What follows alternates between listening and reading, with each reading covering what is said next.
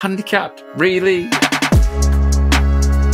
Where is the thought process here, bro? Like, take me on the journey. I want to learn. Like you say, bright pink wheelchair, bright pink trainers. What annoys me is that if I want to buy pink trainers as a rule, I have to buy women's trainers. I don't want to be that meathead like, no, my bitch stays at home, she does this. Today's guest, Damian Weatherald, is actually our first returning guest onto the Not Quite podcast. And for those of you who don't know Damien is a sex educator and sex toy specialist who also happens to have a disability. There's a great conversation to have with Damien today, particularly surrounding accessibility when it comes to gigs and festivals as wheelchair users, as well as his experience within the sex educator space, and a really important topic we touched on today, and that is the position of masculinity in the world that we live in today and the impact on disabled men. I really do hope you enjoy this episode. Please sit back, relax and enjoy. Welcome back to the Not Quite Pod. We've got a bit of a first today, which is our first returning guest. Now, I feel really weird doing this because it's the first time I've ever done it, but today we've got Damien in again with us, and Damien is a disabled sex educator, but I'll let him do the introduction to himself, of like a bit about himself, just in case you haven't caught out his first episode. Hi Charlie, great to be here again. I'm Damien. I'm a sex educator. I'm a wheelchair user. You usually hear me talking about sex and disability, but alongside that, my other passion is going to music gigs, and you'll now see me doing videos talking about how accessible or inaccessible certain venues are, and trying to encourage more people to go to these sort of things. You see so much about people saying, oh, they're afraid of going to music gigs or sporting events because they don't think they're going to be accessible to them. And I just want to kind of show, look, yes, they can be. You might have to plan a little bit more, but we need to see more disabled people at these things, so then more people will keep wanting to go. Yeah, I completely agree. I myself love going to a gig, love going to a festival. Also, there's some loopholes in there that actually mean you end up having either a better time or saving some money. So, like, it's worth diving into because people don't realise, like, some of the benefits. What have you found since sort of documenting going to different sporting events? Like, I've followed your journey and I know we've had conversations about it, but what have you found in terms of, like, what's a common practice? What are some of the problems you've seen within that industry and sector? What's been the reaction of the community? What's one thing you wish you could teach people about maybe this topic? I think I've gone to gigs for many years, like even before, like I was like in my teens, was when I went to my first music gigs. Never really thought about the accessibility then. It wasn't until maybe like 10, 15 years ago when I started going to more again after a gap, when I started having more and more issues with my EDS, that I thought, well, I need to look at accessibility, i.e. like seating or how I get into the venues. Yeah. And I spent a lot of time going and seeing what was going on, but then going into like starting to use a wheelchair last year, then it was a new journey again, because as a wheelchair user, it can be more difficult, but it does have its benefits as well, like you say, because like some venues have amazing wheelchair platforms and they'll put you towards the front. Yes, there will be some venues where the wheelchair platform's at the back, and it'll be for maybe safety reasons or so they can get more people in the venue. And I can completely understand that, especially with some of the old buildings that hold old concerts. The one thing I will always say, I think you've just got to be prepared to plan ahead. I think it shouldn't be like that, but you're not going to be able to just rock up at a gig as a rule and just go in and find like accessible seating or a wheelchair platform, because so many of the places have really limited numbers. I think I was going to say I've seen wheelchair platforms with like only like maybe 4 wheelchair spots on, but then there is ones where they'll maybe have. I was at a gig, it was an outdoor gig at one of the Hull rugby grounds about a fortnight ago, and I think I counted 50 wheelchairs on the platform. Yeah. So, which was amazing, you know. That's how you want to see it. Yeah, I mean, that's the thing. Is like people. I mean, we've had conversations about it, and I think we're going to dive into the topic a bit more as well in this episode. Of like, people always seem to want things to be perfect first time round, and the thing is, unfortunately, as disabled people, we just have to do things different ways, and that's frustrating for a lot of people. But it is just the nature of the beast. It's that whole thing that we've spoken about a lot as well, of people wanting the perfect system now when that people are still figuring it out anyway. So how are you going to figure out the best system? It's not going to work. No, there's no one size fits all for like venues, for like customers, patrons, whichever way you want to put it. But like, I find if I have any question, I always get in touch with the venue. But if it's a venue I've never been to before, I'm straight on the phone. As soon as I see, there's a gig I want to go to, or like an event, straight on the phone. Right, what's your access like? Can you like sort it for me to be there? And most are really good. I've only encountered one or two, maybe two venues that haven't been able to get me in because of basically stairs. That it's been that as bit because they've been like downstairs in basements or something like that. That's been it. I think as well, it's that whole thing of knowing what's available at each venue. That's the other really tricky thing, because each venue is different. Like a lot of theatres in London, they have a back entrance and you go in this weird and wonderful way, but it works. The problem is, I always say, like, it's like coming back to a point I always bring up on the podcast of, I don't care if you've got, like, I don't care what you call or how you get me to a disabled toilet. I just need to get there. And it's the same thing. I don't really mind how I get to my seats, providing they're good seats. I don't really care, and providing I've got a good view. Like, I know we spoke as well, because I'd recently been to the London Stadium to see a concert, and you said that you'd had quite a hit and miss experience. I actually had a really good one of, like, it was really easy to get around to the toilets. I even got let through to the VIP bit to go to the toilets to avoid all the queues. I sussed that trick out very early, but then also I thought the seats were really good. The only thing I have a personal opinion of, like, I don't think like individual acts work at a stadium, because it's often hard to see them. Sometimes the screens aren't in the right position. So I personally prefer more your arenas, like your O2 Arena and stuff like that, because it feels more, you're in it. So that's my only thing, but that's more of a personal preference. But overall, I've had a good experience. But then it's, like I said, it's knowing what you're going to get when you go to these different places. And it's also knowing the system that you need to do. Like, I know full well I need to phone up and I need to ask, and I might need to be asked to provide evidence of my PIP. And I know sometimes that can seem ridiculous to people, but at the end of the day, it's just trying to make sure the seats go to people who actually need it and require it. I know it's ridiculous. I know it feels like, Jesus Christ, I'm in a wheelchair. I can send you a picture of me in a wheelchair. But then again, realistically, anyone can sit in a fucking wheelchair. It doesn't really make a difference. No, it's real tricky, because I'm real friendly with so many like venues now that I go to regularly, especially ones in like Newcastle and places like that are more local to me.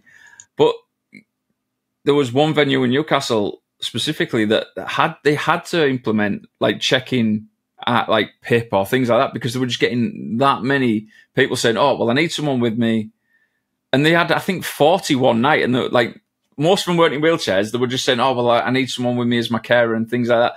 And they were like, "We can't keep doing this. We need to work out who was abusing it." So that's what they did, and it sorted it out. Yeah, it would be ideal if every venue could like be half accessible, but that's not ever going to happen.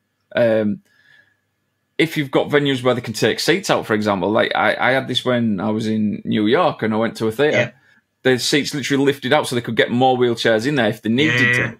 And I think that's brilliant, but I haven't seen that so much over here. Yeah, I mean, I've had that experience at theatre near me. Like, it was funny. I'm sat there in my wheelchair, and it's one of them wheelchair spots where, like, because you're sat in your actual wheelchair, you feel like displaced because you're not quite with everyone else, or like, it just didn't feel right. And then I'm sitting there in the interval, the lady's like, "Oh, would you prefer to sit in a normal chair?" And I was like, yeah, sure, if you've got one. Thinking, what the hell are they going to do? She just whacked out the chair, locked it in place, and went, "Right, there you go, sorted." I was like, oh. Yeah. So it's also about companies being transparent of like what support they can offer, because some people do prefer to sit in actual seats that are provided. It's like whenever I find it funny when I go to the cinema and they're like, "Oh, we've got these recliner seats, but do you want to park your wheelchair next to it and sit in it?" No, I'm paying like 15 quid a ticket. I want to sit in the good seats. Yeah, and I think it's been being willing to have a conversation with a venue as well. Like, a brilliant example that happened to me this year was I went to a venue in Sheffield called the Lead Mill, which is a tiny little music venue, and they were having a gig. It was Def Leppard, huge arena stadium band, and it was the smallest gig they'd done for I think about 35 years in Europe. So it was right. Tickets are going to be hard to come by. Don't know what the accessibility is going to be like. And they did have it. It was a bit weird in how you had to get the tickets. You had to buy the ticket, then apply for accessibility. If you didn't get accessibility, then you could have a refund on your ticket, which I just thought was a little bit strange. But, you know. Yeah, it's a little bit arse about face. Yeah, it's a little bit extra work that didn't feel necessary. Yep. Yeah, managed to get tickets. Got in touch with them and they said, "Oh, there isn't a space for you on the wheelchair platform." I was like, right. I said, "Can I still come though in my wheelchair?" Because some venues are very funny about where you go in a wheelchair. They don't like you being in the middle of a crowd for safety reasons or anything like that. And they said, "If you're happy to come in, we're happy, to have you. Just come in, find somewhere you want to be, and we'll work it from there."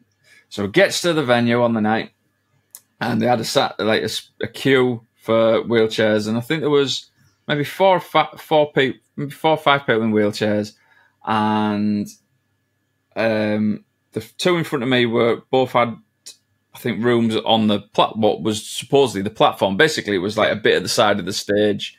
Would have had an amazing view, but the gig was being filmed, and so they had more equipment. So the people actually on the platform ended up moving because they couldn't see as much as they would have liked. But the lad come up to me who was on charge of the door, and he said, can I see your ticket? Showed him, and I checked my name. And I said, I'm not on the platform. I said, but you said that it was still fine. He said, "Oh, yeah." He said, "You go find somewhere safe." I said, "Does that mean I can go anywhere?" He said, "Yeah." So I was straight in, right to the front. I was right on the barrier, right at the front, and I thought, they're going to move me. And he said, and he come back, and I said, "Am I all right here?" He said, "You stay there." If you feel safe enough, you stay there. And in the end, they ended up being 5 wheelchairs, I think it was, on the front row of this gig, which you would never normally see in a small venue. Yeah. Big band, and there was just wheelchairs on the front. And everyone behind, there was no pushing. Considering what it was like, it was amazing. It was just one of the best things I've ever seen and been at. And it just shows, I think, if you give a little bit, they'll give you a bit back where the venues are concerned. I think the hardest thing when it comes to going to see gigs and going to festivals and doing all that is that argument of if you're going in a group and you want to stay in your group, that gets very tricky because they don't allow you to be on the platform with large numbers. But then unfortunately that makes sense because I don't want to go with 10 of my mates, but then because of that 10 wheelchair users can't use the platform. It doesn't make sense.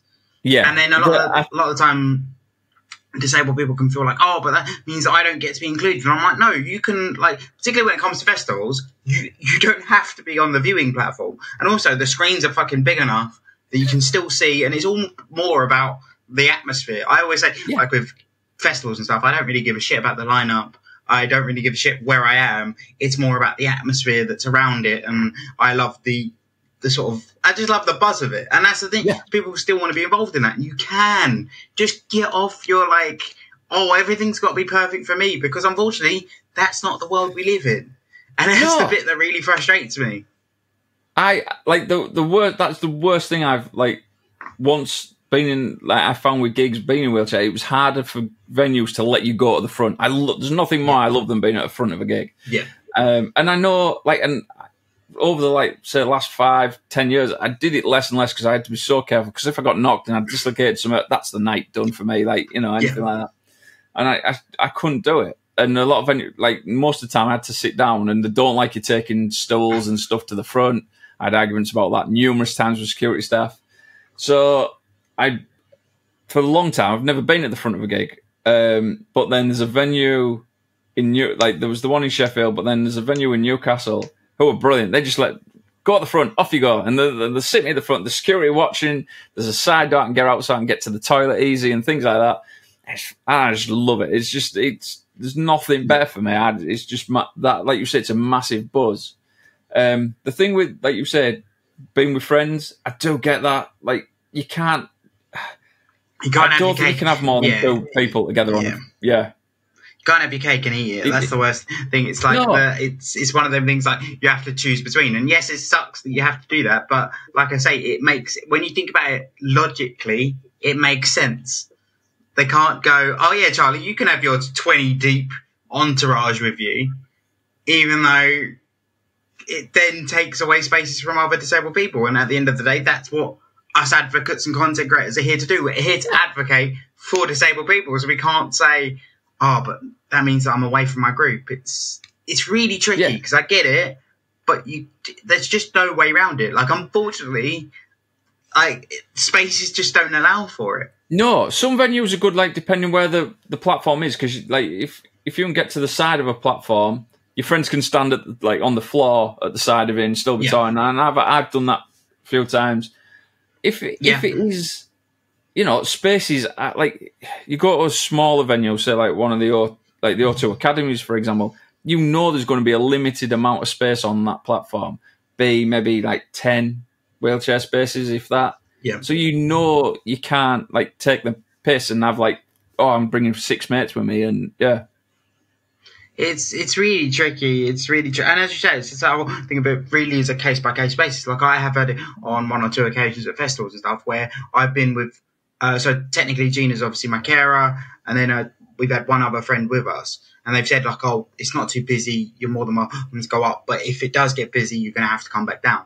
And I think that's perfectly reasonable. It's very much a case-by-case basis, but you can't allocate out those spaces because other people are going to need it. And it's, I mean, coming on to a little bit of a different topic, I think as well, like, it's important to say, like, there are loads of, like, great things that go on in the event space of, like, helping things be more accessible. Like, one thing I found last year, I went to a festival last year, and the guy, like, so one of my friends, he's got sickle cell anemia, and he's the worst for, like, accepting the fact that, yes, you are disabled, and yes, you would be able to access support. He's like, yeah, but I can still walk, I can do this. So I'm like, yeah, but you still can't stand for extended period of time. Anyway, so we've gone in, and he's notorious for overpacking. So we're staying with some friends, and next thing you know, I've seen him walk around the corner, and I'm like, please tell me that ginormous duffel isn't coming with us to the festival, because I'm like, they're not going to let you in. Like, it's not going to work.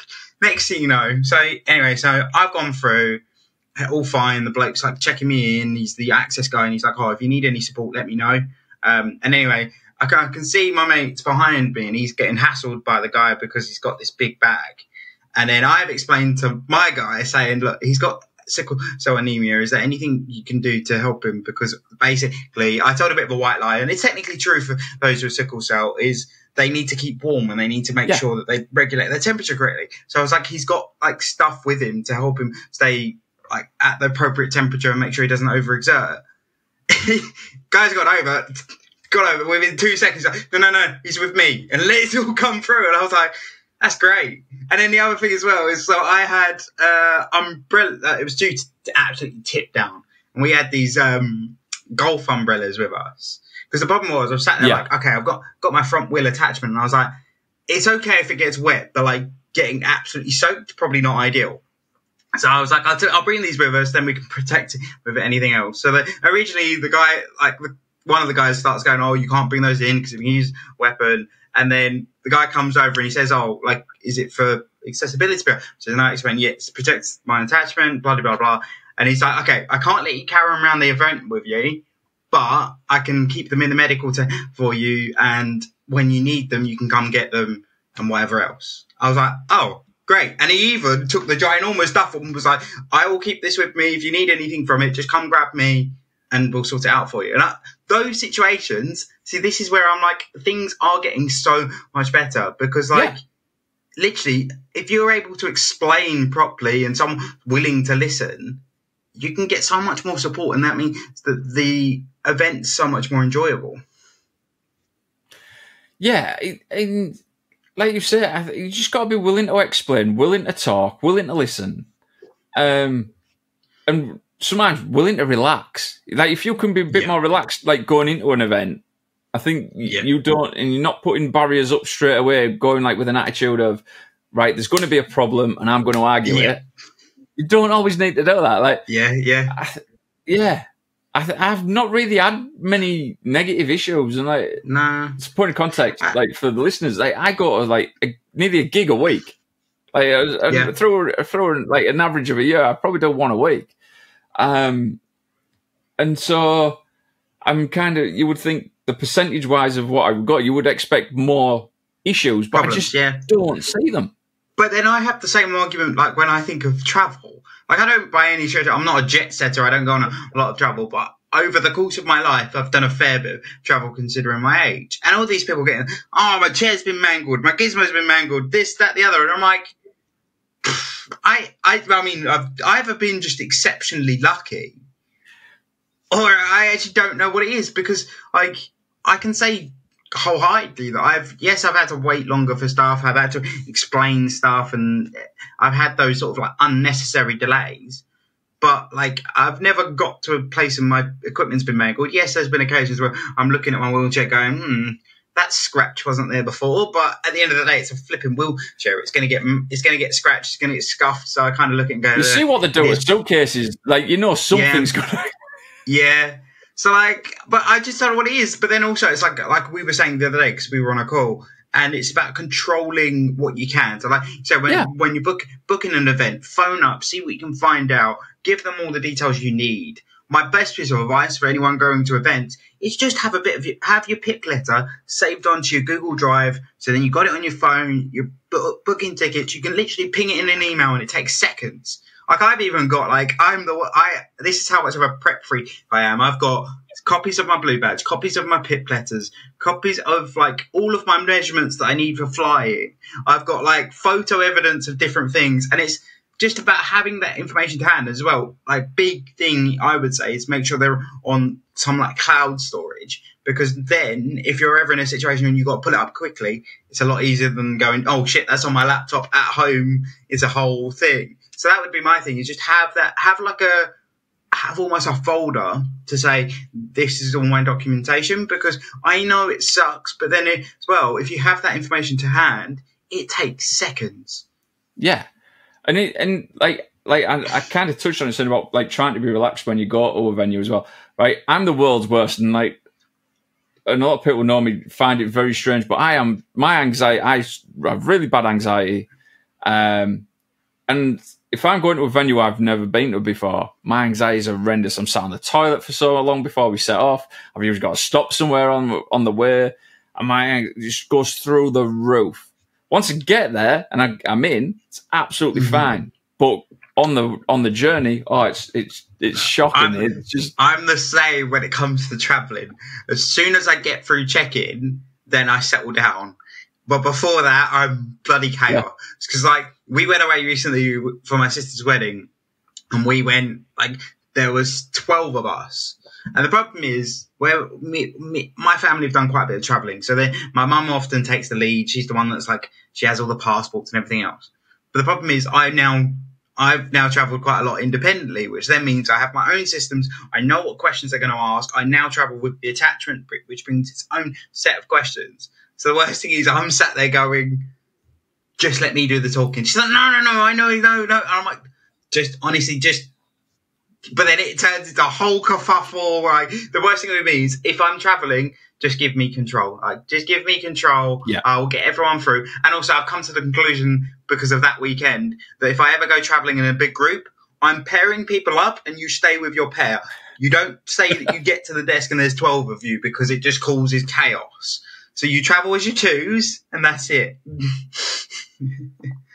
But it's like the anxiety part of it is horrible. Like constantly worrying, is everything in place? Like then when it comes to traveling, then mine all kicks up, because I'm like, is the hotel going to be as accessible as they say it is?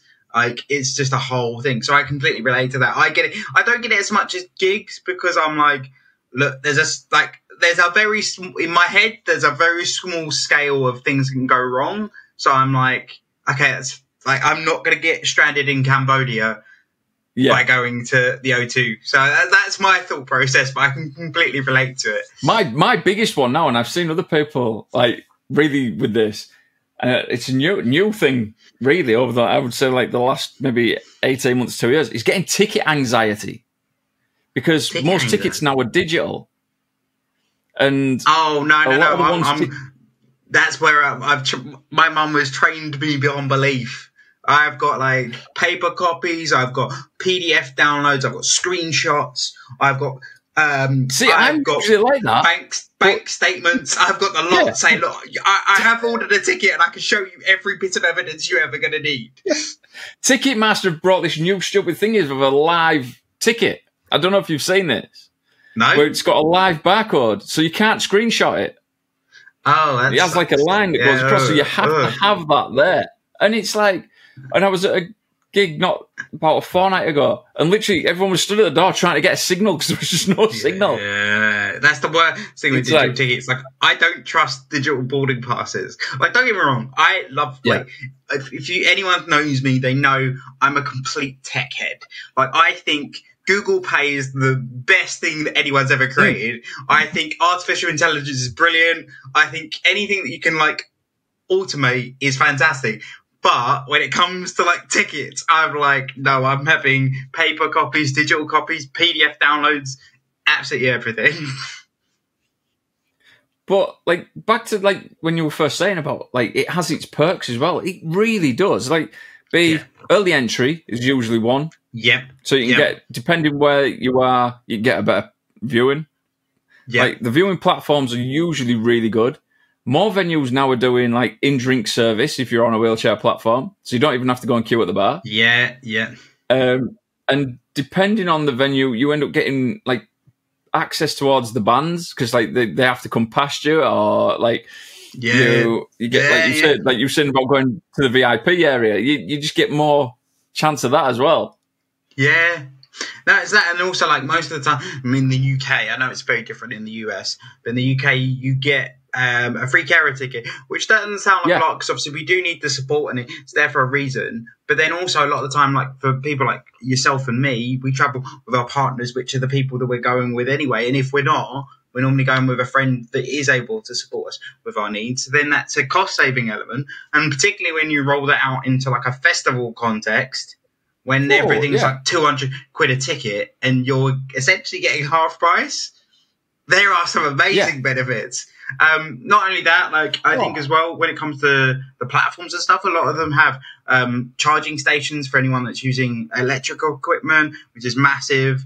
They're just a lot more, like the support staff don't get enough credit because they're around a lot more than they were when I first started going to gigs. A lot of the time it was like you got there and no one knew what to do with you. But now they are a lot more supportive. Plus, as well, coming back to because the most positive experiences I've had has been at festivals. The other benefits are it wasn't rolled out when I was going of the in-drink service, but the one thing that was available was the straight to the front of the queue service, which is great when you're 20 of you and everyone else has got a queue, but you haven't. So I'm wandering up going, can I get 20 ciders and 15 beers, please? And they're like, wait, what? And I'm like, yeah. And then I'm sat there like, all right, you lot, can someone help me carry this? It's got to have its perks, doesn't it? It's like, like even, like just before we're talking, when I was saying about going to Silverstone for the like MotoGP, like, last year I went, and on the Sunday on the main race day, I'd won a grid tour. Like not a grid tour, sorry, a paddock tour. And you went and you were put into groups with so many other people through, like who were doing the paddock tours, and you were given a guided tour around the paddock, and you could see like the motorhomes and all that sort of stuff, and you would see some of the riders.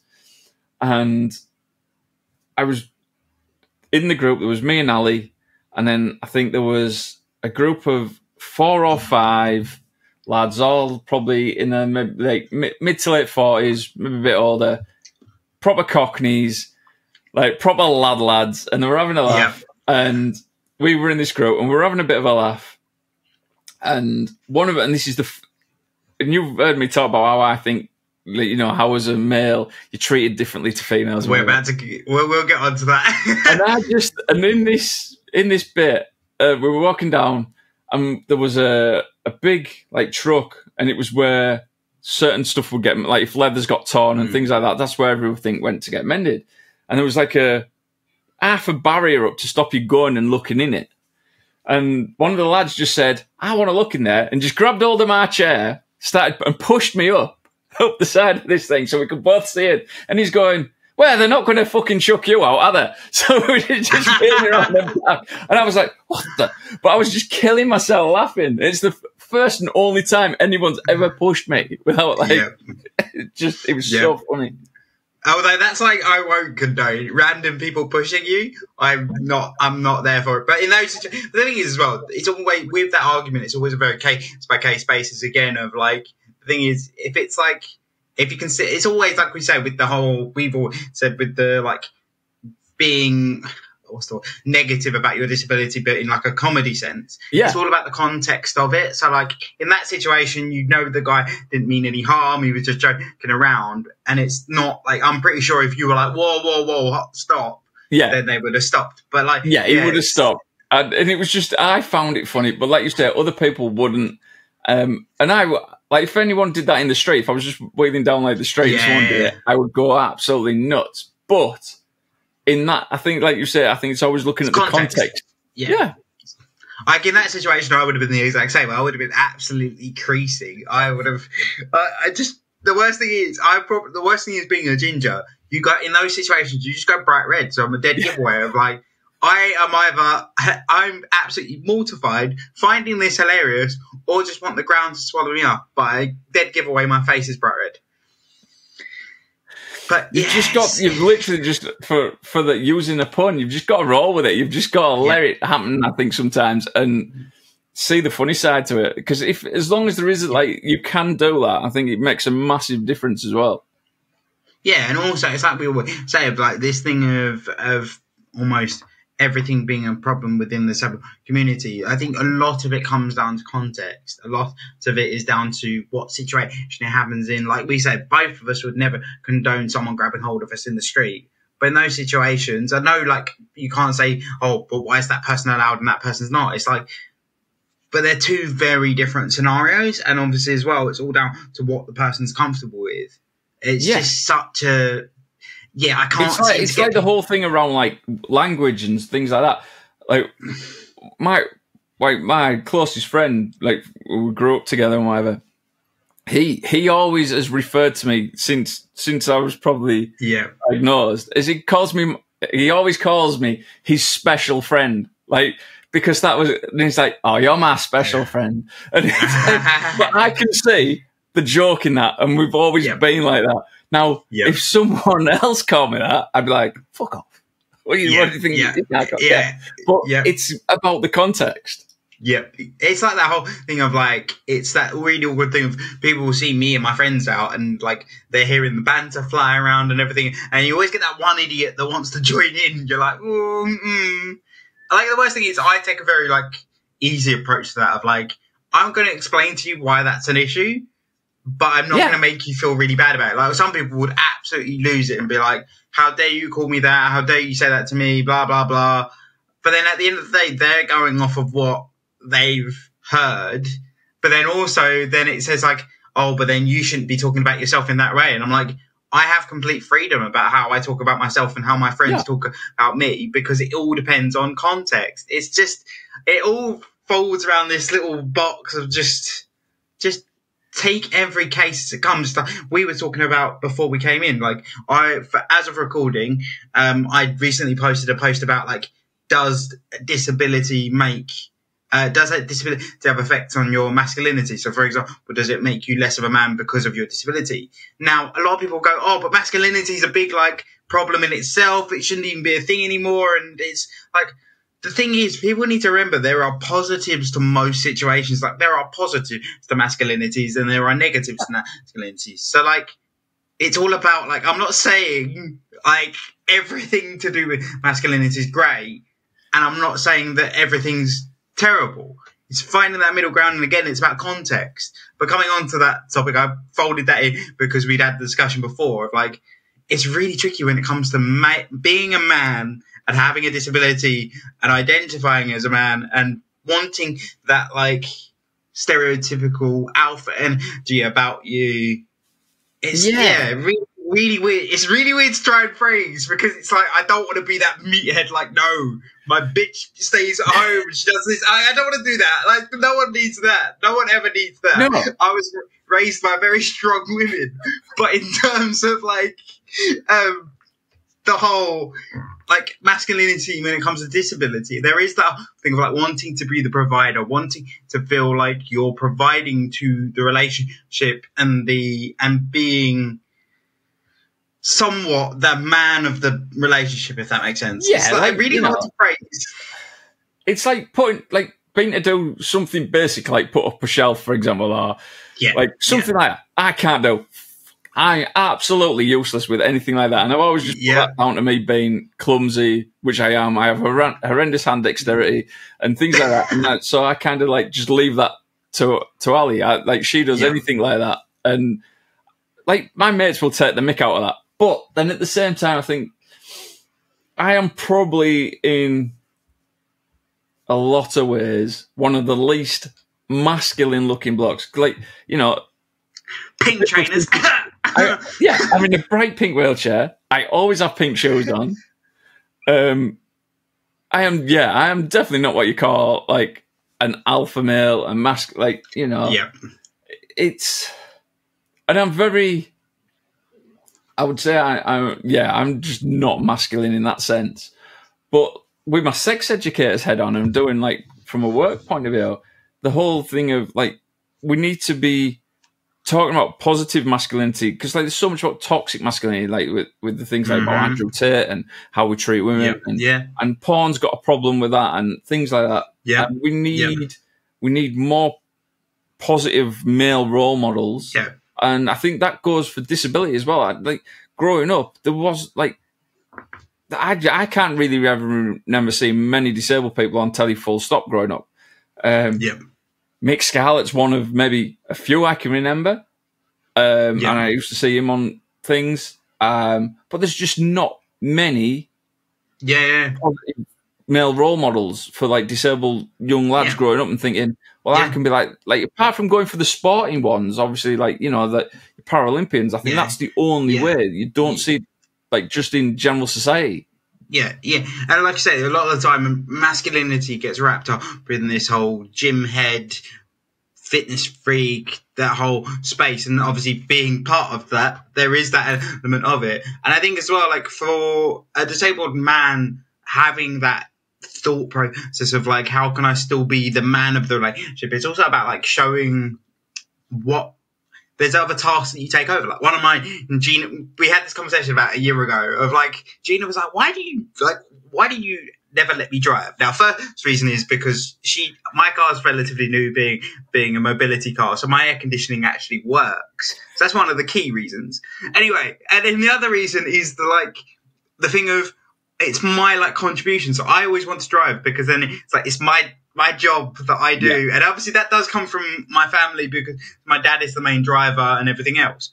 But then also it's my like, this is a job that I can do. So like one thing that people find really surprising is when my parents are away, I do the majority of the cooking. Now the cleaning, different question. I'm shit at cleaning. However, I can cook a good meal. And so that those two are my like main contributions. Now, if you ask some people, they're like, oh, but like, cooking tradition is a female's task. I'm like, yeah, but then again, look at the majority of good chefs. Yeah. Like, it's more, like I say, it's less about masculinity and it's just about being able to provide in the relationship and like, so then it's not a one-sided thing, because a lot of people, when it comes to disabilities in relationship, it's like, oh, she's just your carer or he's just your carer or whatever it might be. And it's about getting away from that. And I think that is where it comes into masculinity and feminism. And I think as well, it happens on, I'd imagine, I don't know, I'd imagine it happens on both sides of like, there are some more feminine, traditionally feminine tasks that female disabled people struggle with because they're like, oh, I should be able to do this, but I can't. Yeah. And then like cooking will be one of them a lot of the time, for example. If someone has problems with their hands and things like that, they're not maybe going to be able to cook. And I think I think we've got to in society, and this is something I do in some of like my sex education work. Is I think we need to try and get rid of some of these stereotypes and things that like you kind of and gender norms. For me, like obviously my big one's like the whole thing about pink. You know, like you say, bright pink wheelchair, bright pink trainers. Yeah. What annoys me is that if I want to buy pink trainers as a rule, I have to buy women's trainers. Luckily, I have small feet. You know, so it's not a problem. And yeah, I've even bought kids trainers for. I have a size 6 shoe. It has its perks. Yeah. I get you. I get you. And I think as well, it's like you say, it's coming away from those like gender. So I was like, I grew up, and I suppose my dad is you class him as quite masculine because he's a builder, he's this, that, the other, anywhere else. But then he was never like, I was never brought up in a space where like, oh, you can't wear pink, or like, I think if I came home with like painted nails, Dad might take a double take. But then he just kind of go, you know what, fuck it. Yeah, sure. Crack on. It's like with my hair. Like, I'll come in with, like, plaits. And particularly when I did London Fashion Week, I came in with really tight plaits. Yeah. And he looked at me and was like, they look a bit painful. And I was like, no, yeah, they're fine. But other than that, like, he'll make a slight comment. But there's never that, like obviously him being more of a traditional man's man. It's never weird. And I think that's more of the environment. Because I think as well, there's nothing wrong with keeping hold of some masculine values and keeping that alive. Yeah. It's just about having a fluidity to it of like, you don't have to conform to this. If this is what you want to conform to, sure. If you want to be your traditional gentleman, do the whole opening doors thing, do that, sure. But like, no one has to. No.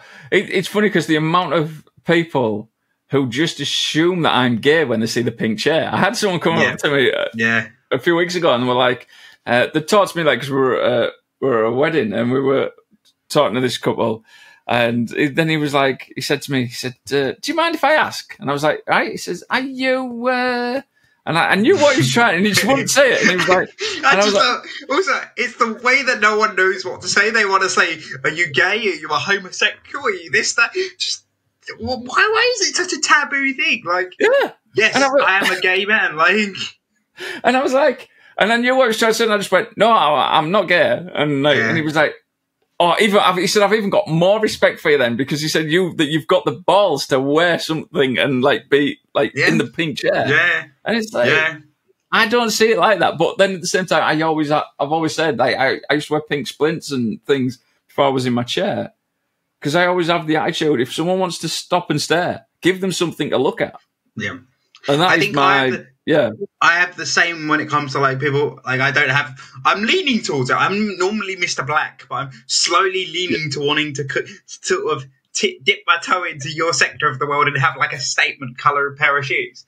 But like, I think for me, it came from a lot more of like wanting to make sure that I was wearing fashionable stuff. I presented really well. Like, I think one of my funny stories I've always brought up on the podcast, so like someone once came up to me and was like, you dress quite well for a disabled person. And it's like, what the fuck does that mean? But then also that's almost what I wanted of like people to get this stereotype out of their head that like we just go out in whatever our parents dress us in, and whether that be a luminous yellow or a luminous orange, who knows? But like, so that I think that's another thing when it comes to masculinity of like, it doesn't actually, more we're talking about this, more it's like, no, people just need to be able to like feel presentable and comfortable in their own skin, and that's more what we really need to get to. If people want to be an alpha, be an alpha. But if you don't want to be an alpha, you don't have to be an alpha.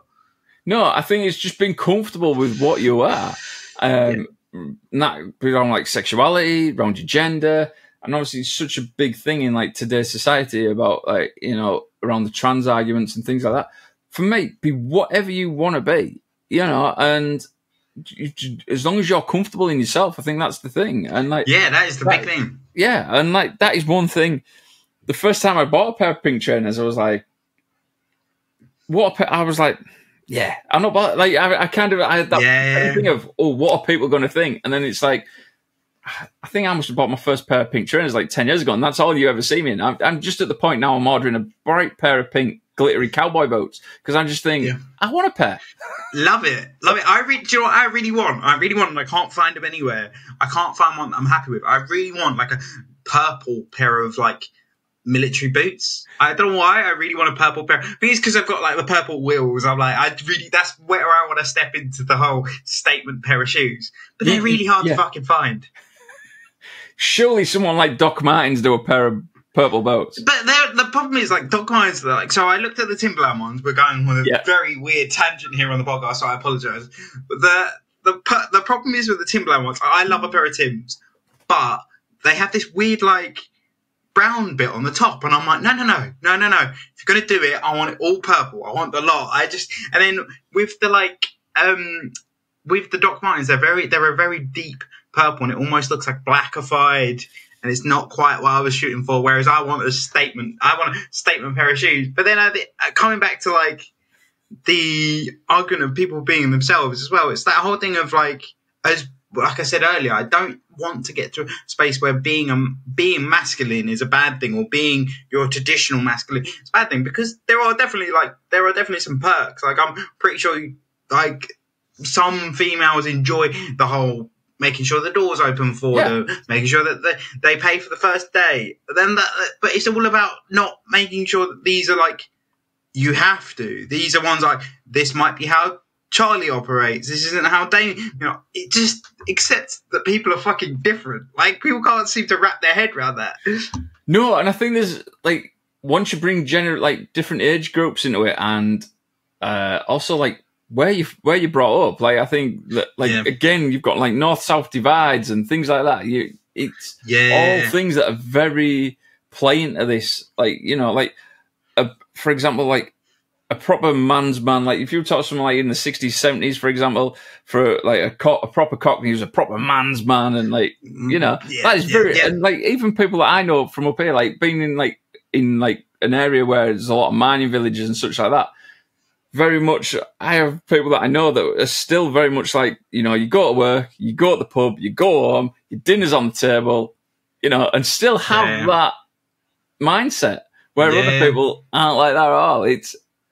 I'm not saying I'm perfect. I quite like the position I find myself in of like I don't have this whole view of like I should get home, Gina should have my dinner cooked for me. I don't have that whole thing. I think mine more comes in, like I say, it's that whole being able to claim certain responsibilities as mine. Like one of my things, not so much now because we've been dating for so long, but particularly when we first started dating, my thing was like, no, I'm going to pay. And people get really funny about this whole argument of like, should the male pay?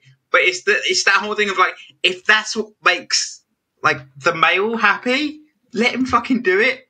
If not, like, just open up the communication. I just don't know. That's a whole other. This is a really weird thing. So to give it context, me and Ali have been together nearly like 24 years. Yeah. It has only been since I've been in my wheelchair. So we're talking getting on for 18 months. When we ever go out now, the amount of times I've been asked if we want to split the bill if we're paying separately. I've never had that until I've been in my wheelchair and we go. Yeah. We were in London and a couple of months ago, and it happened everywhere we went. It was like, "Oh, are you paying separately?" It was like, "No, no, of course not." It's like it's just yeah. It's weird. It's like this whole thing, but I think that all stems. That doesn't necessarily stem from masculinity. That all stems from she must be your carer. Yeah, that's where that all stems from. Or in my case, she must be your sister. Yeah, I just that's a whole other argument of like I just need it tattooed on my forehead of like we are not brother and sister. I just think that is mainly down to the hair colour though. That's where that goes. But then on the flip side, I wouldn't get as much amusement because I get so much amusement out of PDA when it comes to me and Gina because I clock that people think that we're brothers. Like you can see it in someone's face. They're like, and then you just sprinkle a little PDA in there and the whole thing takes a weird turn. Yeah. But like back on the masculinity thing, I think I don't know if sometimes like what your job is as well has a thing on it. Like when I was just in the sex toy industry, that was kind of more of a masculine job than what I do now. Like with the education side and things, the sex toy industry is very male dominated. And it's which is bizarre, really, considering most of the custom is female. But it's still a very male-dominated area. but now in the education, it's in the sex education work, it's completely the other way. Yeah. It's because there's that whole traditional thing of traditionally female was more of the teaching type. Yeah. Which again is another bit of stupid masculinity of like, you can be a good teacher male, like it's ridiculous.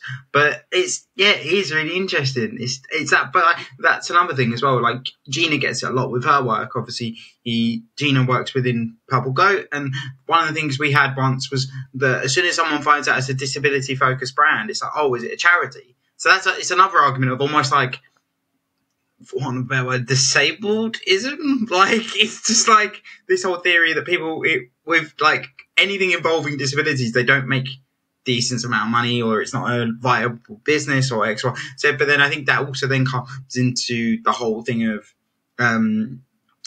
like working as a disabled person.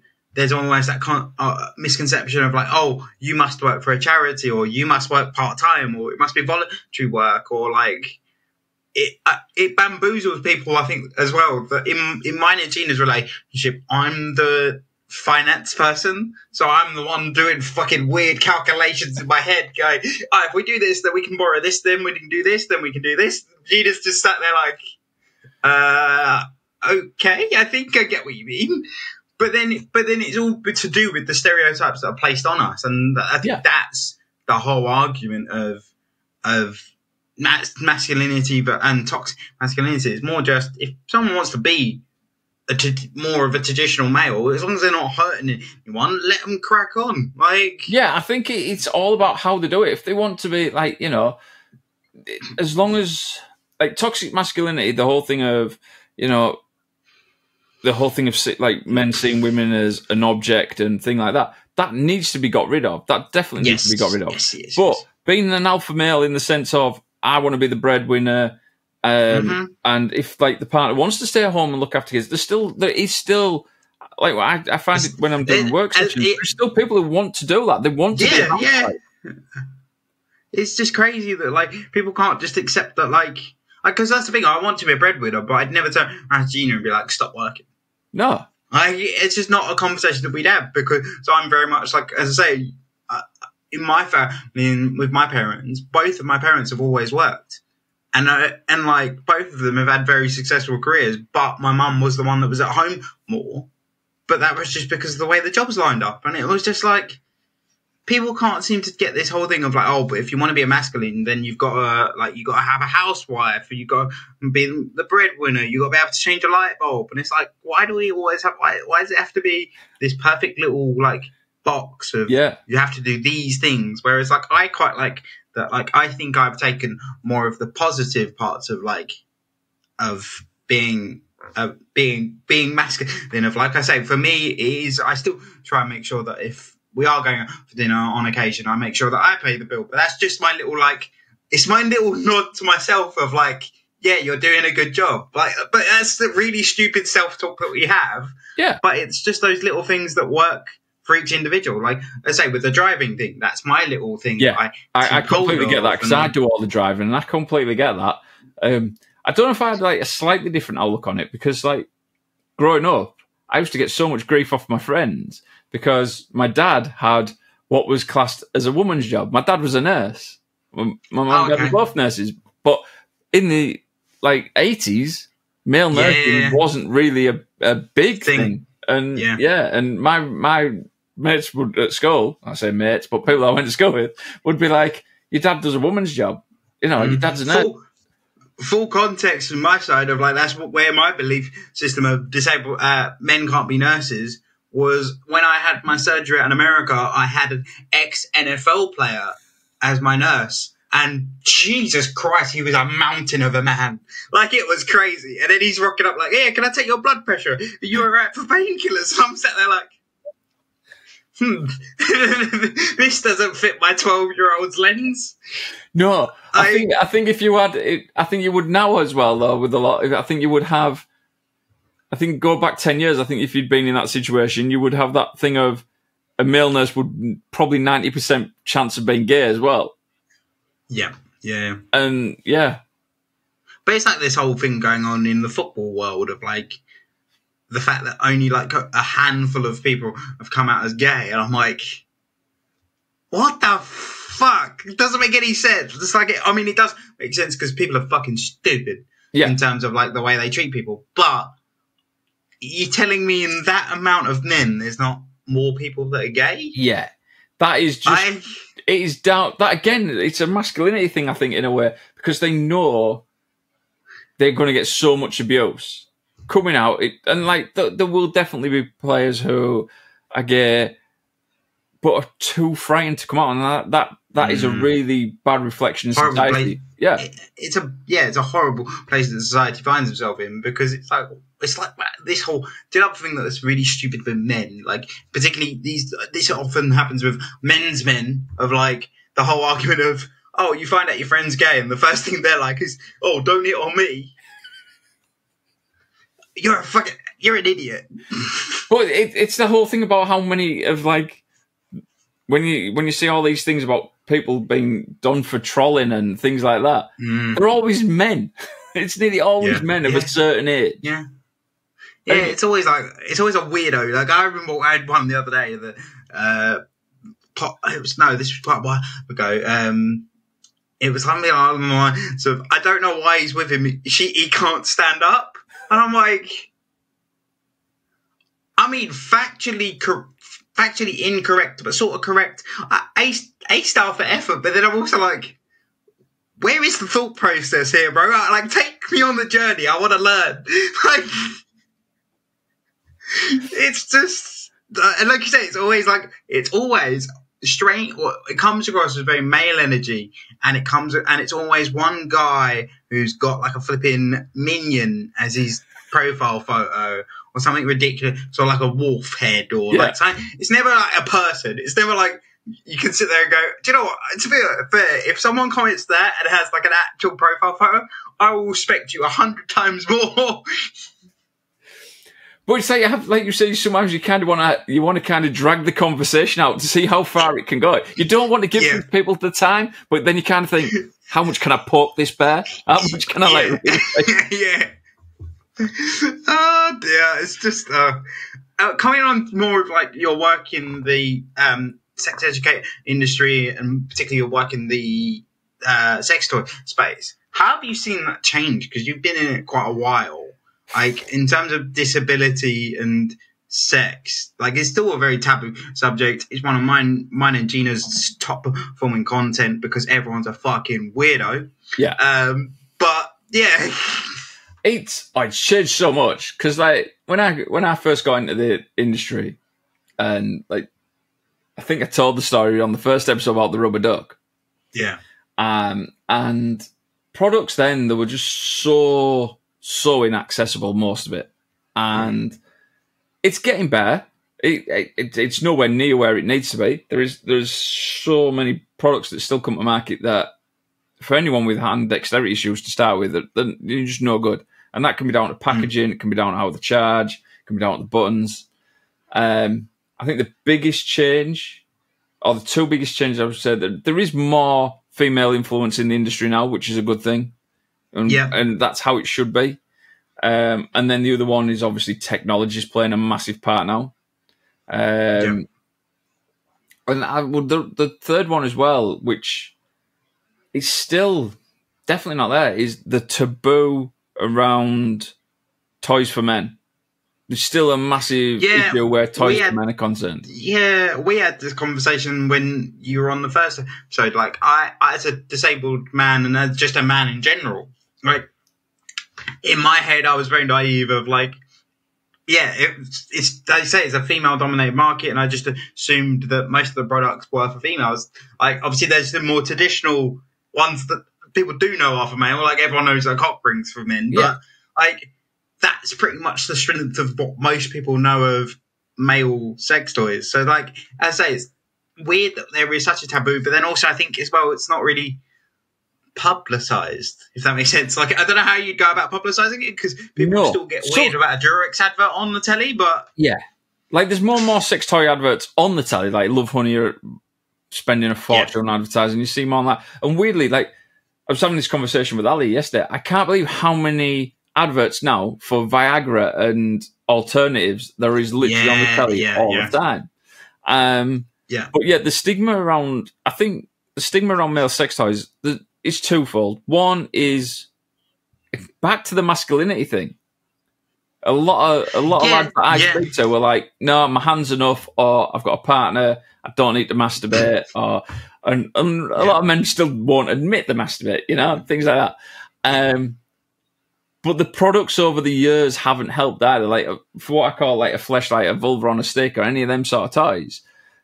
A lot of men don't want to use that, and like obviously, there's always been the stigma around sex dolls for like, especially like over the back like 10, 15 years when they were just inflatable. Like now, some of the toy, like the sex dolls, are amazing. The technology in them, we were talking about it before. But I can't imagine many men admitting to wanting to use one. I think as well, it's interesting because I think that some of it comes from like the reaction of their partners. Yeah. Like I don't know, but I would imagine it's a little bit more accepted in the gay space. But then when I think about it as me, like I'll be fully transparent. When I think about me, I think it's that having that conversation with Gina of being like, what do you think about giving this a go? And it's just that whole thing. It's a really stupid conversation because I've always said, like, when it comes to disabilities in relationships, it should be open communication. Yeah. You should be able to say anything, do anything, laugh about it, whatever. So then it's funny in my head that, like, that's a block where I'm like, but then I think it does come into that masculinity thing of like, oh, I don't need a toy. I don't need this. I don't need that. But then actually it's like more of like a explorative thing of like, oh, I found this new thing that is quite cool. It's different. And also the other thing as well, a lot of the time it's just something new. And that's what makes it interesting because it's something new. Like when I'm doing some like my sex education classes with adults and such, and you will talk to people like in their 40s and 50s, and the thought of using a sex toy at all, like in a relationship, they'll still find like a lot of men don't want to use like a toy with their partner. They won't they wouldn't want to use a vibrator on the partner or anything like that because they feel it takes away from their masculinity. Yeah, I think that's where it all comes from. I think that it is that. I think it's all this whole thing of, oh, but then a machine's taking over from me and that means that then I'm not providing. But then I think that all comes into the same stupid argument that we're having with artificial intelligence at the moment. So, I mean, I do get it. Like, I have some of those thoughts myself of like, I think as well as a disabled man, it does come into it a bit more because it's wanting to keep hold of that like masculine part of it of like, no, I do this. Yeah. And like, I think that's the other fear as well, is that whole thing of, oh, is it going to take away from, take away from that. Because I think a lot of disabled people get like I don't know what the word is, but like they get like a kick out of still being able to do that and still being able to provide that, because that's big. Like I remember even as like 18-year-old Charlie, the fact that I could still do it was like, whoa, okay, yeah. And like, and I still have that now of like, yeah, but I can, I can still do that. And I think that's the whole stupid argument that we have of like, people want to keep hold of this whole, no, but I can do that. And they want to almost showcase it, even though we don't showcase it. We're not going to, a lot of us won't showcase it because we're not comfortable doing that. I am like one of the biggest advocates for telling people to do sex toys, and like I will, and I like when I had my shop, I would, and obviously I specialised in products that were accessible. I would have so many conversations. I still do about like with disabled people who will say, "Oh, well, what product would you recommend?" or "Do you think I should?" And like I just love saying to someone, "Like, try this or do this." And then they come back to you and say, oh, it made such a difference. Because it can just be the littlest thing. It can be like using something simple like a cock ring, just putting it on, like taking a disposable cock ring, putting it on two of your fingers, just like to give you a vibration in your hand, like when massaging or pleasuring your partner. Yeah. It's so simple. And it's a quick way to, like, the worst thing I've always found is, especially with as technology comes in, products are getting more expensive. I don't like the thought of saying to someone, buy this £300 product, it's going to be a life changer, for them to turn around and say it was crap. It was shit. So I always like to try and say, right, try this first. We'll work you up to work your way up. Yeah, no, I get that, and I think that is a large element of it. Of like almost like everyone knows with those sort of products, it's not something you can be like, you know, I'm going to give this back. It doesn't work.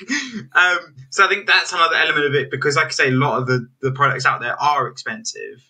It's about not knowing. A lot of the time, it's about not knowing where to start and like, do I need to buy the £300 one? Do I need to? And a lot of the time as well, it comes into that whole argument of disability products being more expensive, or the products that are accessible to us being more expensive. So then it's a whole other argument. It's just interesting. Like whenever we have these conversations, I come away from these podcasts going, shit, I've now got 100 questions in my own head that I now need to sort through and figure out how I feel about these certain things. Yeah, it's so like, and this is what I love about my job. Like, people can come to me and say to me, right, and ask me the weirdest crap, and it doesn't affect. Like, I love it. I absolutely love it, and like seeing what difference it can make to someone. But I think like sex as a disabled person.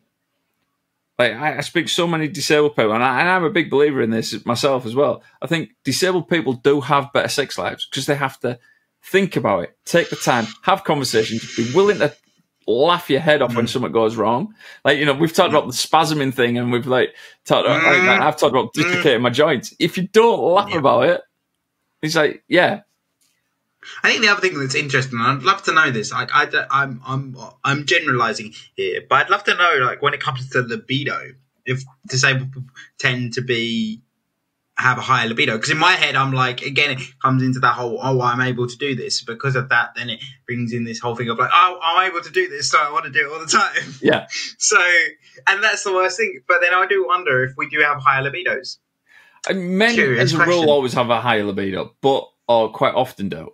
But I would say I do think there is that bit, like some of the disabled men that I've spoke to, yeah, they do have high libido. I don't know how to phrase it. Like, it's really hard to explain this whole like thing of like, not necessarily I can do it, but it's almost like it's like an achievement, and that sounds really bad, but like I can't phrase it any other way. You know, like, yeah, I know completely what you mean. You like in the sense of, there's something you can do, something you're good at, and you kind of want to keep that like up while you can. You don't want to lose that skill. Yeah.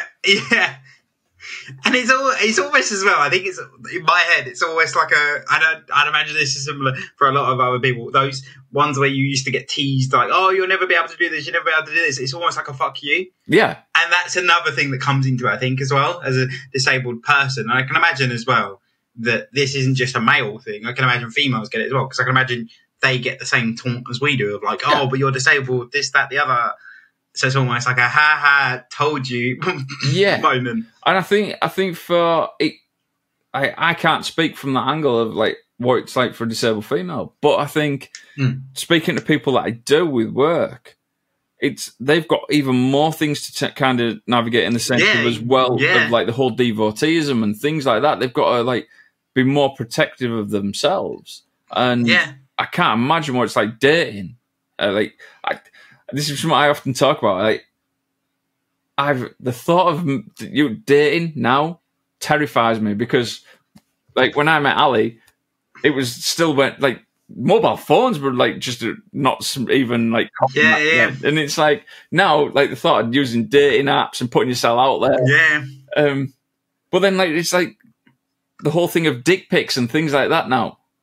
I just don't get it. I really don't get this. Like this is what I talk classes about. I just can't. Anyone would go, do you know what? Here's a picture of me. Cock. There it is. It's like you wouldn't do it in any other, like, why people think. Yeah. I mean, I think coming back to the whole thing with females, I've thought about it before of like, I think there's just so many layers that they have to consider. And like you say as well, we can't speak on it. And I know we've touched on it a little bit in this episode, but let's say we can't. And it'd be really interesting to do like a crossover. Obviously, I can bring Gina on and sort of that perspective, but it would be really interesting to get a group of several people just to discuss it, of going like, how did you figure this out? But then, like you say, I think there's so many more, because we've spoken to Brooke and stuff about being fetishized that I haven't really experienced that. The strength of mine is just being called, you're quite handsome for a disabled person. I've had that as well. So like, and that's another thing they have to consider. And then there's the whole, like, I don't know, there's always something a little bit more like sinister when it comes to females dating and disability. And like, I'm very lucky that I've not experienced any of that. And that's another element that, dating as a disabled woman, I mean, I might be wrong, we might be completely wrong, but I can imagine it's almost more challenging. So respect. Like the people that I've spoke to about this have all kind of given me that thing of it is a lot harder. It is more challenging. And not like dated for like, over 20 years. I don't, and when I did, my disability was very invisible then. So it was very different. Yeah. Now I can't imagine what it would be like, and then you watch programs like Naked Attraction and you get people like just going and literally, right, there I am in all my glory on the TV. This is what you're getting. Yeah, the whole... I think it's really hard as well, because often people, like, obviously, because of the content I've done surrounding mine and Gina's relationship, they always ask me, have you got any dating tips? How did you two get together? And I'm like, none of it was to do with Tinder, Bumble. It was nothing to do with that. It just kind of happened. And also it happened by the most fluke of anything.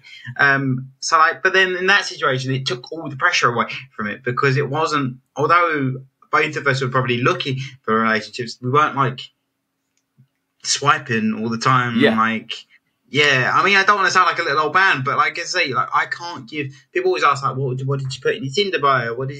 I had barely any success when it came to any of the dating apps. So I kind of was like, no, these are all shit. So yeah, my opinion, just throw shit at the wall and see what sticks. Yeah.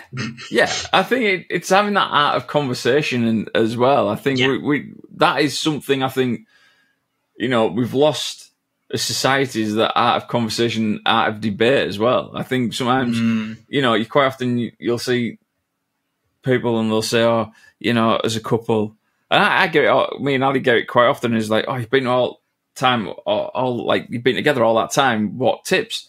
And it's like, just be honest. Like, even if that means an argument now and again, nothing wrong with it. It's just, you've just got to be, it's all about communication. Yeah, exactly.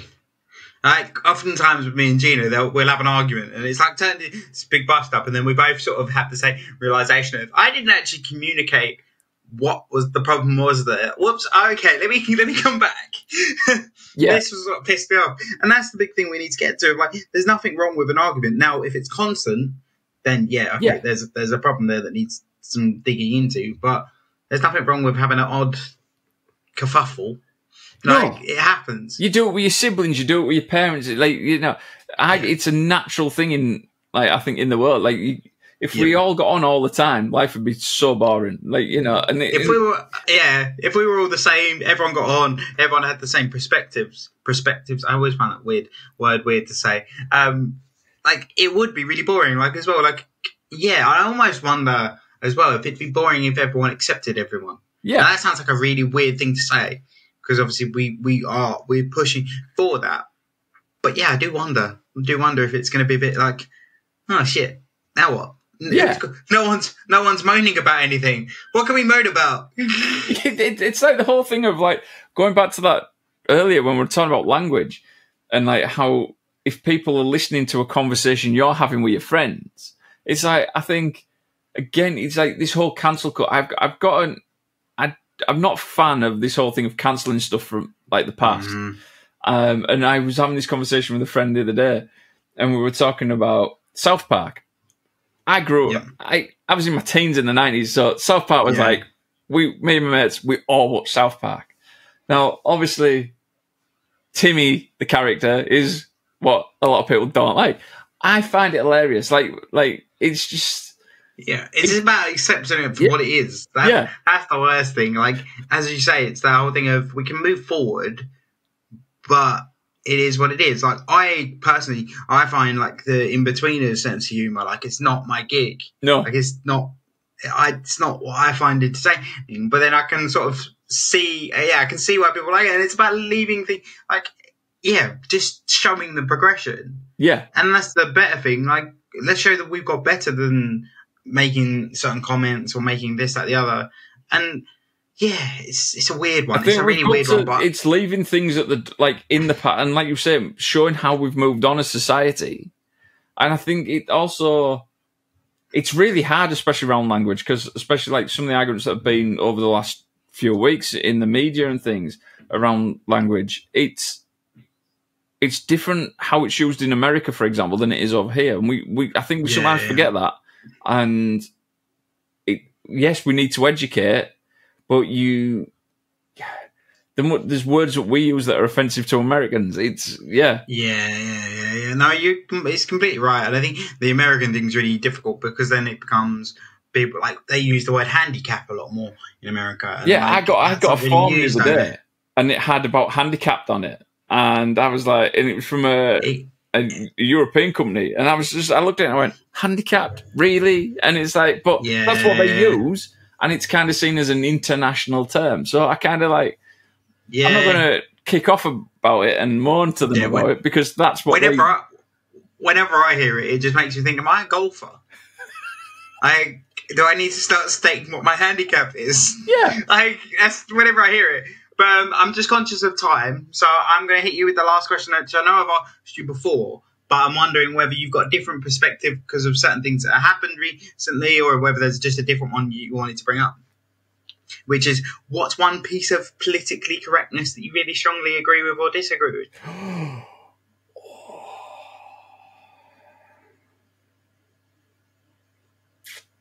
I'm really struggling to come up with another one on this one. Oh, I've stumped you. You have stumped me. I think if there's anything that really grinds on me at the moment is this whole... I want to stop disabled people being treated as children because you just see it too much. Yeah. And I think that whole thing of does he take sugar? Yeah.